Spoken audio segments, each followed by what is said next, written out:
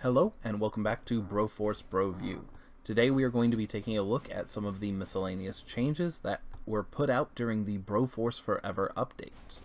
Many of these changes are going to be singular for the bros that we are covering, so just one or two minor changes. Due to this, I'm going to be bouncing between bros so that this can be a more dedicated to the miscellaneous changes as opposed to putting out an individual video for just one or two changes for these bros. Starting off, we have Indiana Broskin.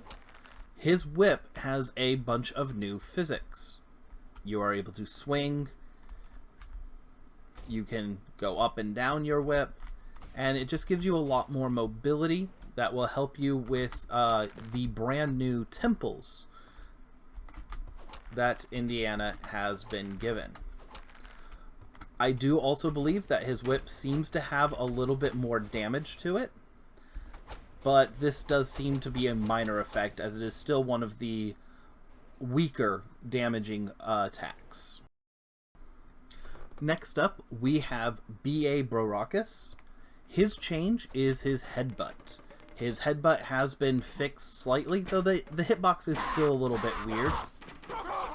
However, his biggest change is his throw. He now has permanent steroid throw. Sorry, vitamins throw. This allows him to throw people into other people to kill them, or throw somebody against a wall. With this, he has a very high increase to his melee damage, though I don't believe this actually changes his overall combat power. Next up, we have Snake Broskin. Simple enough, he got his baseball bat back. So, his melee attack is now his baseball bat. This has effectively no change to his overall rating. Next up, we have Broheart.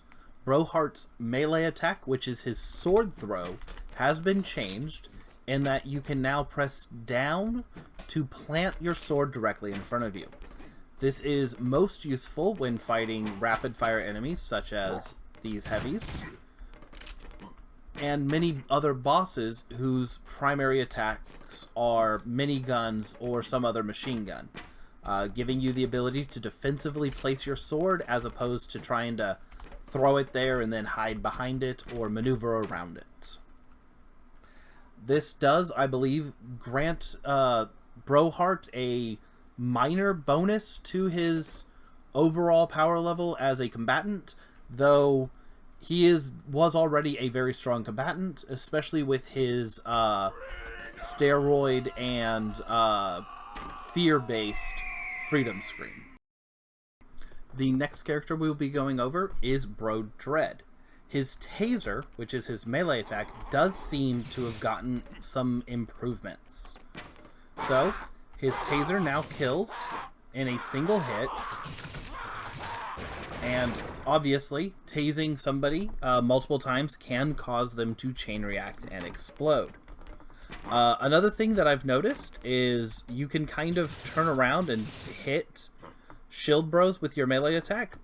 I'm not sure if that was just added or has been around and I just never noticed it before, but it is a fun little thing to keep in mind. But overall, I don't think this tase is going to change a ton of Dread's power.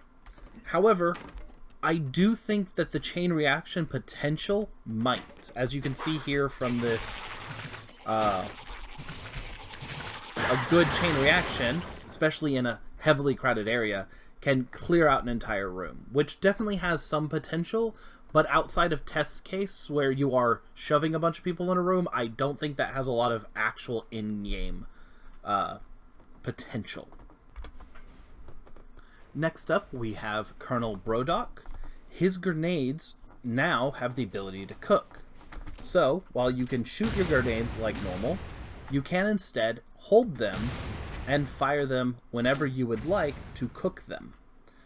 You can see that a grenade is cooking by the red dot appearing in your weapon, very similar to Robocop's. If you hold this for the entire time, you will do a small bomb flip. Do note, you can only do this with your primary attack, not your secondary attack.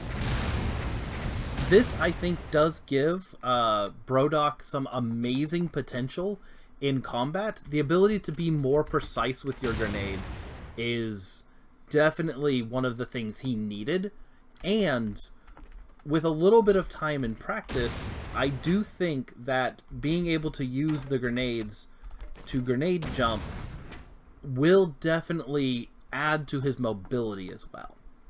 So overall, this is an amazing change that really benefits Broden. Next up, we have Broden. Simple enough, but an amazing change for Broden is the ability to teleport. This teleport is done by double-clicking the down key and can be used in a number of situations. So, you can teleport through walls, behind enemies, and sometimes into walls. So, all in all, this is an amazing mobility power, as well as a nice little dodge power. Great upgrade, and definitely something Broden needed. Next up, we have Tank Bro.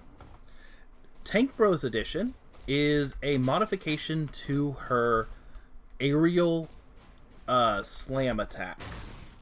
So, when jumping, she does now add a popping explosion effect. One of the things that's really good about this is it allows her to destroy ground more subtly than just her rocket. This gives her a very nice digging power that allows her some vertical mobility downwards and has a lot of fun little utility to it. Next up, we have Broden the Barbarian. He has gained a modification to his aerial melee attack to create a shockwave when he lands. So, this power has given him some very nice mobility when moving downwards, the ability to break blocks below him, and when added to his already impressive special's ability to dig a staircase, gives him some very amazing digging potential, as well as some very nifty AoE damage, though his shockwave already gave him that. I think this is going to improve his digging more than his combat, but it is always nice to have a little bit extra. Next up, we have Brominator. Brominator gained a modification to his aerial melee attack that creates a shockwave. Yes, I know the last three have all been the same thing. This update did hit for Broden the Barbarian, Brominator, and Tank Bro. And like with them, its ability to break dirt is an amazing tool, actually even more than its combat potential, especially for a character like Brominator, who can use the downward dig ability to break blocks beneath him, dig downwards, and then use his minigun to dig tunnels underneath bypassing entire areas. So while it's a small bonus to his combat potential, it is an amazing bonus to his digging, putting him at potentially one of the best diggers in the game. Next up, we have Cherry Broskin. Her melee attack has been slightly changed. It does seem to do more damage, and her ability to use her melee attack mid-air has also been improved. This seems to give her the ability to juggle slightly better, though I will say I'm not the greatest at this. It does give her a lot of mobility and a lot more survivability. That being said, Every time I've used it, like the 3 or 4 times I tried to record this previously, I kept getting myself shot. So it isn't perfect, but it is definitely better than what she did have. And last but not least, we have Brolander. Brolander has received a small change to the way his charges work, as he is now able to resurrect himself on just 2 charges, where previously you did need 3. You will notice, let me get into an area to get more charges, you will notice that his effects do change depending on how many charges he has, with bigger resurrections, and obviously at full 5 charges, his speed and power are greatly improved. His punch gaining this lightning effect, where if we burn off one of them, you'll notice his movement speed and attack speed are slower, though he still does have this electrical lightning effect. But at 3, we no longer have the after images behind us. At 2, extended, but is significantly slower, as you can tell. And then at 1, slower, and only the occasional punch will have the lightning effect. Anyway, this was the end of the miscellaneous updates, at least as far as I can tell.